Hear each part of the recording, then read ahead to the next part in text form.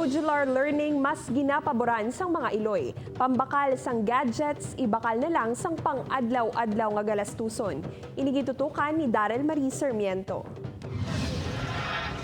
Aga pa lang naabtan na namon si Nanay Rosalie nga nagabaligya sa mga ulutanon sa iya sini magamay nga pwesto sa barangay Maliao, Pavia. Adlaw-adlaw todo kayod siya agud mapreparahan ang pag-abri classes ang iya sini kabataan. Apang bisan pa sunod sa DepEd plastado na ang online classes para kay Nanay Rosalie mas piliun na lang niya ang modular learning. Kaya kami wala kami sang iba ka sa mga mga computer. Sunod naman kay Nanay Gina nga isahanon lang ang nagatinguha sang ila sini palang abuyan, yadi pa nga pambakal sang ila mga kinahanglanon ang ibakal nila sang gadgets.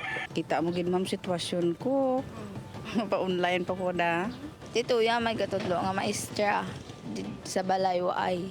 Pahayag sang DepEd Division of Iloilo, mahimo sa gihapon makapatayon ang edukasyon sang mga kabataan paagi sa modular learning. Sige ang reproduce ang atong modules kan in fact sa sunod ka semana may ara na simulation activities. Samtang paagi sa supplemental budget nga 42 million pesos pag-alukaran sa Iloilo City Government ang mga kinahanglanon nga modules para ipanagtag sa mga kabataan.